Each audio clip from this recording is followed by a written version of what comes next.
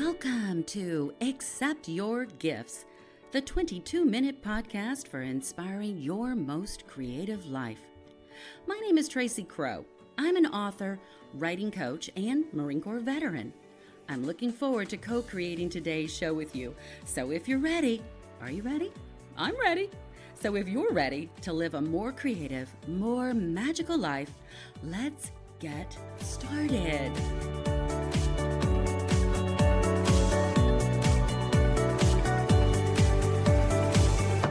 Before I introduce our special guest for episode 28, I want to take a moment to thank all of you who recognized that I took a week off last week. And this was after you kept hitting the refresh button and you weren't getting your next episode of Accept Your Gifts.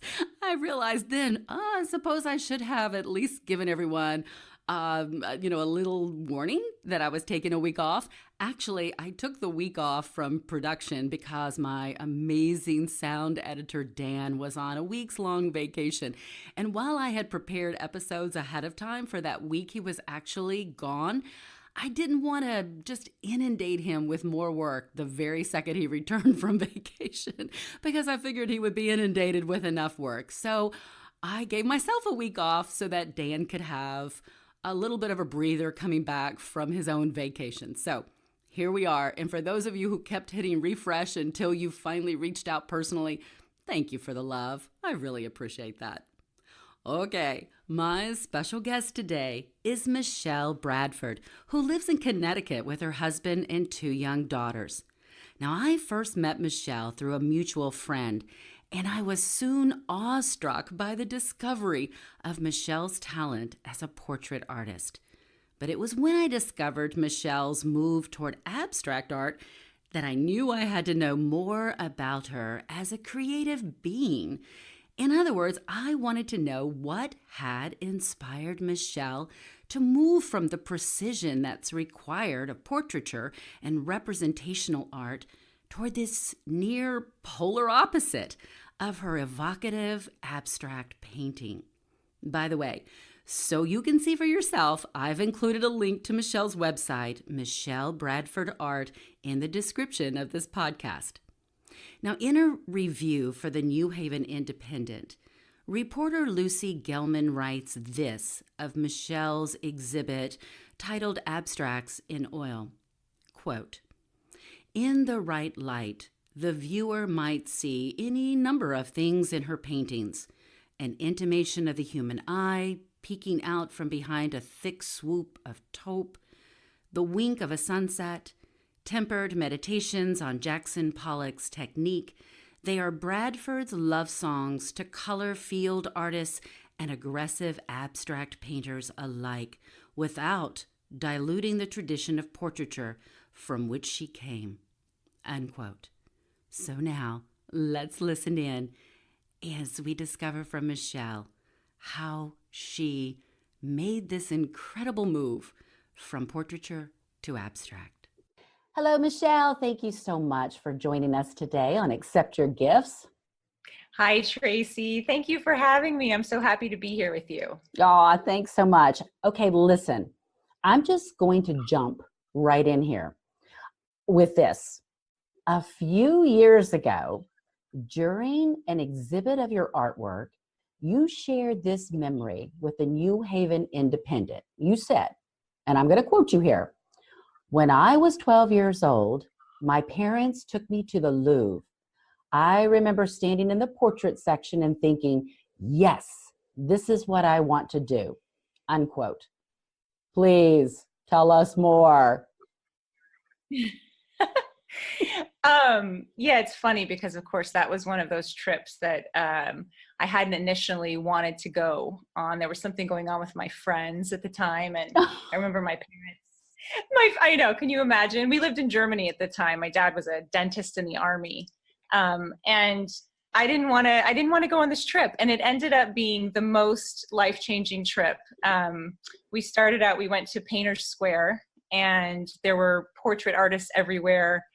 And it just felt so magical. I actually got my portrait drawn there. And then, when we went to the Louvre, I just was in awe it was the oil paintings, the old master portraits. I just couldn't get enough of it. And I don't know, it was that moment that I kind of knew that I was an artist and this is what I wanted to do. And I got home from that trip and I took all of my friends' school pictures and I started drawing them in sketchbooks. And yeah, that's where it began.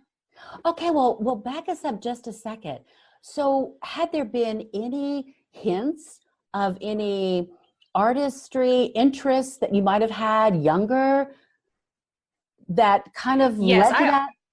I always loved artwork. I was never very athletic, and I loved drawing. I would, draw all the time, but I didn't realize it didn't realize it was portraiture until I was Ah. there. It was the portraits that really got me. But I always knew I was an artist. Well, let me ask this. What is it about portraiture? What is it about capturing the portrait of someone that fascinates you so much? And your work is amazing. By the way, everyone listening, there is a link on this podcast description. So be sure that you click on that link and go to her gallery because you are going to be stunned at how amazing this work is. But tell us, what is it about portraiture? Thank you, Tracy. You know, I it's interesting. I'm not sure exactly what it is. When I started drawing portraits, it was the features, the eyes especially, that I would really kind of get pulled into, and just trying to capture the feeling of somebody through the subtle expressions that they have. I don't know. I was just captivated with learning how to do that, um, and sort of translating it in a way where it wasn't just shapes. It actually felt like somebody. It felt like them. So did this require formal training? Well, I did end up going to art school in San Francisco. I went to the Academy of Art University. And when I was there, I was taking all the figure drawing and painting classes that I could, trying to learn about anatomy and really just oil painting was my favorite, but I also loved charcoal drawing and,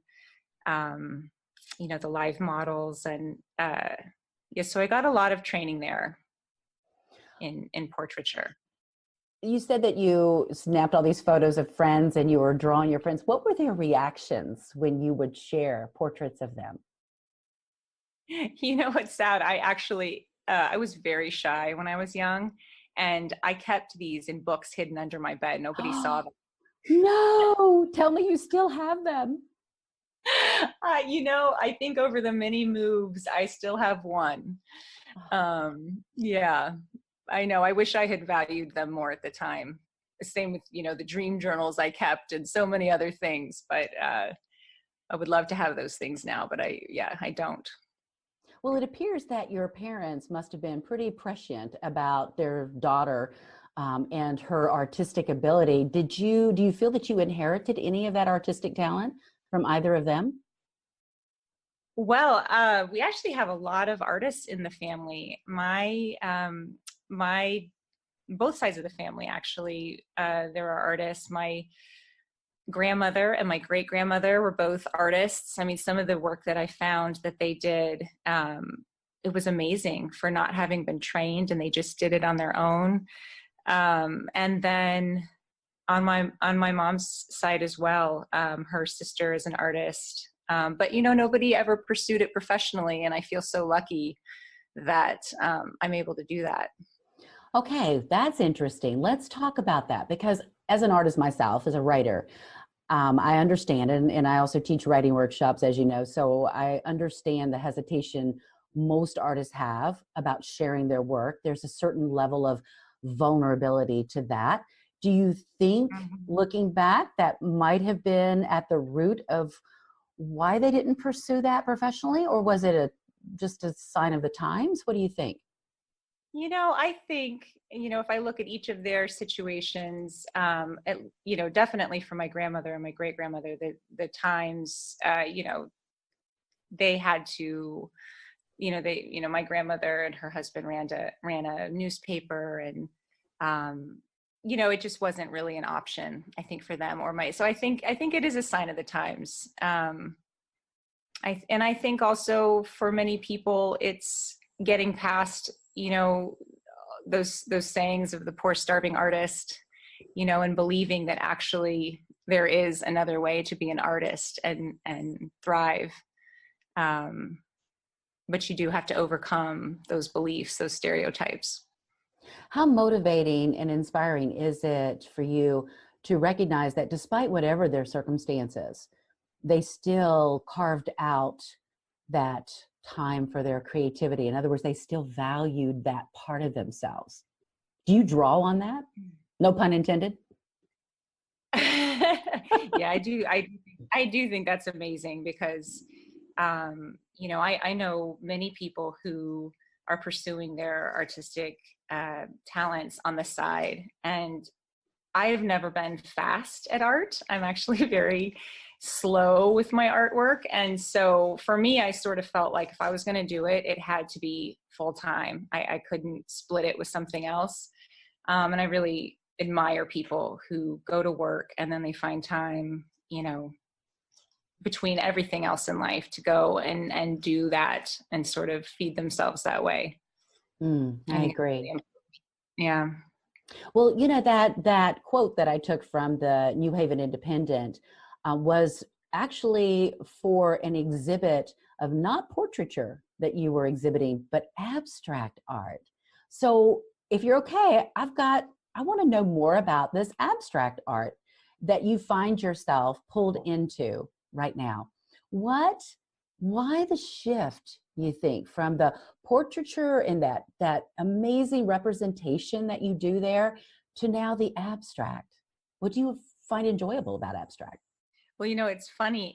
It completely took me by surprise. I had always been in love with, actually, my favorite artwork was always the Impressionists and the post-impressionists, Degas and Toulouse-Lautrec and Van Gogh and Monet. And I had honestly not paid a whole lot of attention to abstract art.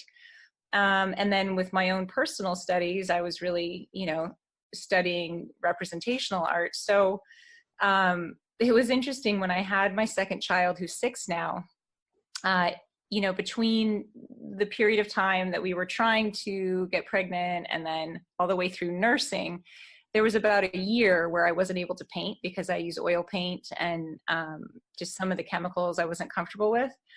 And when I got back to it, I was so eager to get back into it. And it was the strangest thing. I went to paint a portrait and it felt so tedious. It suddenly felt like it was just stifling something. And it kind of surprised me, and that continued. And then I've always been really into color. I've always had a favorite color. It shifts slightly, but it stays pretty constantly with the blues and the greens and the teals. And I've always felt strongly about colors, but it suddenly became very present. And I almost felt like I was becoming obsessed with certain colors, and I just really wanted to paint with them.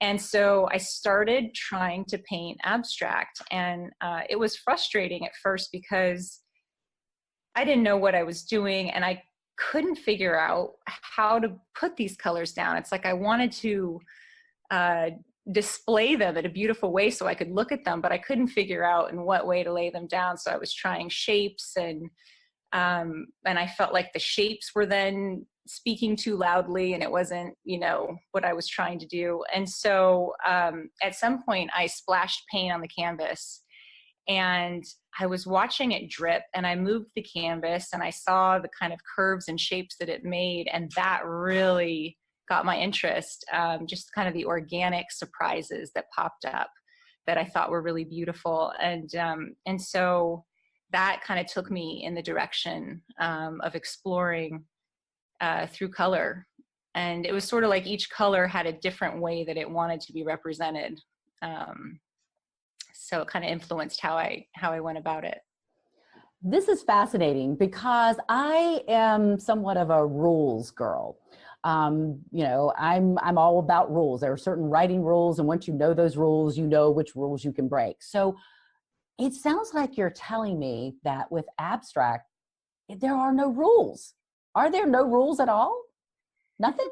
You know, I mean, it would probably depend who you talk to, but I would definitely say for myself, that was, I think the attraction was that there was no right or wrong, you know, with a portrait. You know, if you just have the eye off a few degrees in one direction, it just, something looks wrong and you don't know exactly what it is, you know. But with abstract, it really, it just, it was just a present moment, spontaneous expression of wherever I was at that moment, you know. And yeah, you're just right there with it, you know. It's like a live kind of meditation. Oh, I love that. Okay, so tell me if this is too much of a stretch. So it seems that for a portrait artist, you're more in your thinking self, mind, in that process. And the abstract allows one possibly to be more in the emotional freedom part of oneself. Does that make sense? Is that a stretch or does that sound accurate? No, no. For me, that's very true. For me, that's very true. I think, you know, I'm sure there's many portrait artists who probably have their process down so well that maybe they're able to sort of get into that more feeling place. But for me, I think I spent a lot of time, you know, just trying to make sure it looked like the person. So there were certain, you know, parameters that you have to work within, and trying not to lose the drawing underneath and all of that. So yeah, I think definitely there was a lot of thinking that had to go on throughout portraiture, that I wanted to get to a place where I was just able to freely express and see what came through. What has been the feedback from those who've seen your abstracts? Well, it's funny, you know, I would say for the first year, those who knew me well and knew my art were really, you know, scratching their heads, trying to figure out what was going on. And then over time, I feel like, you know, the people who know me and know my work have come to see this other expression that I like to do. And I still do both. I still do portraits, and I also like to do these. I like to actually do my abstracts with people. I like to do custom pieces where, because for me, you know, being surrounded with the colors that I love, and it really brings me a lot of joy. And I feel like it's something that I'm very aware of, but I think a lot of people might not even realize the benefit they could get from being surrounded with a color that they really love, that they really resonate with. And so I love actually working with people to figure out what colors they want to bring into their environment and create custom pieces for them. Okay, so this next question may be irrelevant at this point, but I'm going to throw it out there anyway. So if I give you 3 words, color, emotion, or image, you're drawing inspiration from which of those first? I would say, I mean, normally I would think that it was color, because usually it's a color that I'm thinking about that I want to express. But when I think about that now, there's something that inspired me to want to express that color. And I think that comes from sort of that deeper place within us that we might not be consciously aware of, but you know, colors carry an energy and a vibration. And just like music, you know, there's certain songs that make you feel really good. There are certain colors, and very specific ones sometimes, that make you feel really good. And I think there's a reason for it. I think that actually it's of great benefit to follow that guidance. And see, all this time, this is how naive I am to artwork. All this time, I thought that the one thing an artist probably really despised hearing was that, oh, I'm not buying that piece of yours because those colors don't fit my room or whatever. So it color really does play into it a lot for artists, right? Yeah. Yes, definitely. It's funny because I am not sensitive about my abstract art. If somebody loves it or if they don't, it actually, unlike my portraits, where actually I was a little bit more concerned with what people thought of them, Sure. because it did feel like there was a right and a wrong, and either you captured them or you didn't. But with abstract, it's so personal. Color is so personal, and expression is so personal when you draw straight lines versus curved lines. And, everybody has different things that they resonate with. And so it really, it would be strange to me if everyone did like a certain painting that I did, because, it's just not, we're all so different. We're all so unique. Do you have favorite abstract artists that you look at for inspiration? While there's a lot of abstract artists that I admire, I really, I've kept this more of an internal process, because I really feel like, it kind of, for me, went hand in hand with meditation and sort of following my intuition. And I enjoy that process of being there and not knowing what's going to happen and just trusting what comes through. And when it works, it's really a kind of like a journey that you go on. And at the end of it, I know more about myself than I did before I started. Oh, that's a loaded question and leads right into the perfect segue of what I wanted to ask you, which is this, young lady. What would you say is the single greatest lesson your art has taught you about yourself or about life? I think to go with the flow, to trust, to look internally for my answers rather than comparing myself to other people, other artists. There's been a lot of metaphors and parallels that I have recognized since I've been doing abstract art with where I need to be to create a piece of abstract art that really flows and feels right, and ends up being something that I feel good about. The space that I need to be in to do that is everything. When I go to paint, if I am feeling at all frustrated or uninspired, I've learned from, that feeling of, well, you just have to show up every day at, 8 o'clock and do it. Well, actually, I've ruined a lot of paintings that way. And what I've realized for myself is that before, part of showing up at whatever designated hours I put for my paintings is making sure I'm in the right space before I begin, because that really comes through in the artwork. So whether it's, listening to good music, meditation, taking a walk, just something, it doesn't have to take long, but just getting sort of myself primed and in a space where I feel really good, and knowing that that is going to come through, and that I have more access to my intuition that way. And it just creates a beautiful kind of flow of the process, which is, kind of everything when you're doing this kind of artwork. So it sounds like that what you draw from art is the lesson of preparation and finding that place of flow that then allows you to do that throughout the rest of your day, would you say? Yeah. Yep. Yep. Because you see how, if that works with a piece of artwork, if I'm going to walk into a meeting or make a difficult phone call or whatever it is that I have to do, to first be in that space and set my intention of how I want things to go really makes a difference with how it comes through. Yeah. So when your abstracts are in an exhibit, or when people are looking at them, forgive this naivete, how many times do people ask you, what is it? What is it supposed to be? And what is your answer to that? Maybe because I don't put a lot of shapes, and forms in my artwork, I more get questions about, or people saying it feels like water, or it feels like clouds, it feels ethereal.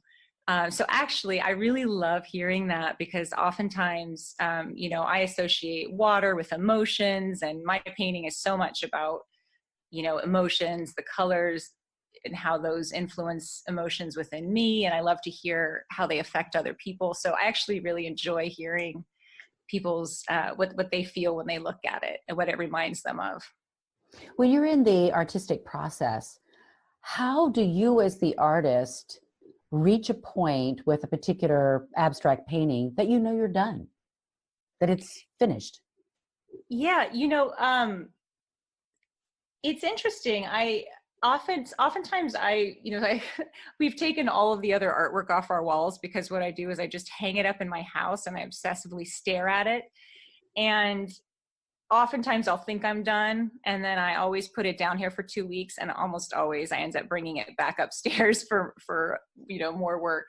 But one thing I realized with the abstracts is that it's usually better if I don't do that bringing it back upstairs after 2 weeks, because there's something about the process when I do it to a place where I think it's done, where it's sort of completing something that I was feeling at that time. And when I go back, a couple weeks later or a month later, and I paint on it, it almost just becomes a completely different painting. Sometimes I'll end up painting over the whole thing without realizing it. So I'm trying to learn, actually, to just, when I feel that first completeness, just leave it and just, yeah. I'm fascinated about this process because maybe I'm wrong, but in a way, what it reminds me of is what writers call free writing. We can get so hung up in our own craft of getting the right word, or the right sentence, or the right emotion, the right symbolism and metaphor and everything, that sometimes we forget to just have fun with it and to get into a flow. And so when I'm teaching a workshop, I'm often encouraging, especially new writers, to just free write. Don't worry about any critic on the shoulder. Don't worry about punctuating properly. Don't worry about if it bleeds across a line or whatever. Just write whatever consciously comes to you. Does that sound like abstract painting? Yes. Oh, what Yes, freedom that absolutely. is. Yeah. And I think that's when you get your most authentic work, I think that's when you're writing or you're painting or whatever you're doing, without all the filters, without all of the worries of what that's going to look like to somebody else, or how that's going to present you. It's just coming from you, unedited. And Oh, there's wow. something really powerful about that. Let's say there's someone out there who's thinking, okay, I know I can't even draw a cat, but maybe I could splash some paint on a canvas. What initial advice would you give that person? I would say, if anyone's having that inclination, that they should follow it, and to follow their inspiration, whatever it is, that whatever component of that that's attracting them, follow that, and just don't be afraid to just try. And I I probably went through a year of what felt like wasted paint and wasted canvases, but I know none of it was, because all of that was necessary to get to the thing that was the aha moment for me, that kind of opened things up. And I think you just can't be afraid of going through the ugliness to sort of find the beauty, find what it is that you're trying to do. And not to compare yourself to other people, to really, I mean, it's wonderful to get inspiration. I think that's a helpful and beneficial thing. But I think when you go to do your work, know that, you're the only person that has the set of experiences and your unique makeup that's from so many things to create whatever's going to come through you. You were already quite well known as a portrait artist. So how challenging was it to put your abstracts out there publicly for the first time? Do you remember that first moment, feeling vulnerable in some way? Yeah, definitely.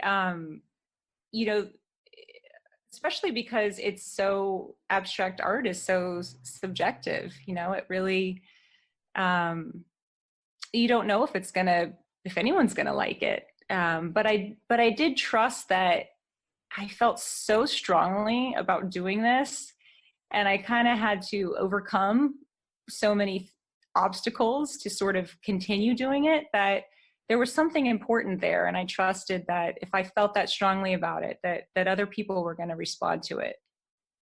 Well, what does that feeling feel like? That intuition, what does that feel like? And to you? To me, it feels like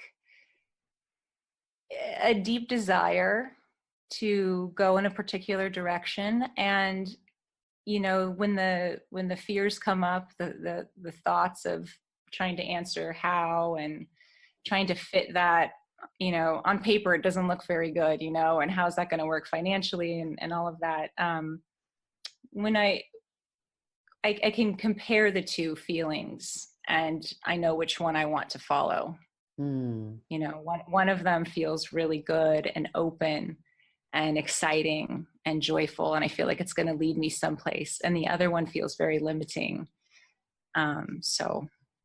Well, I think there you have it. I think that's called being in the flow, wouldn't you say? Yes, I think so. Oh my goodness. Michelle, thank you so much for being with us today on Accept Your Gifts. I have just one final question for you. Well, maybe two.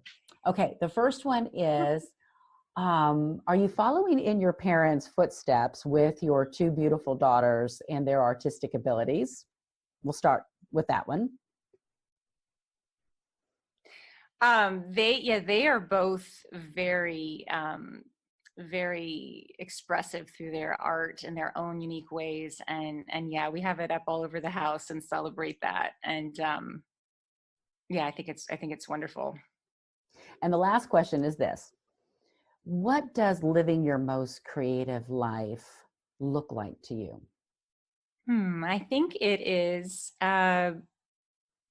just really trusting myself, and trusting that if I just continue to follow my passion and my inspiration and my joy, that it's going to unfold, every day, and I get to see more and more of it.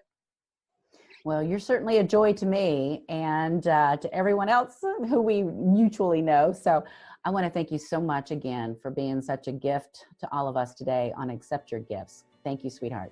Oh, thank you, Tracy. I hope you enjoyed today's co-creative listening experience. Please remember to leave a comment about the single greatest takeaway for you today. That one thing you will remember from this day forward. Was it something funny or provocative? Was it just what you needed to hear? Please share so we can all benefit. And remember to return Tuesdays and Thursdays to Accept Your Gifts, the 22-minute podcast for inspiring your most creative life.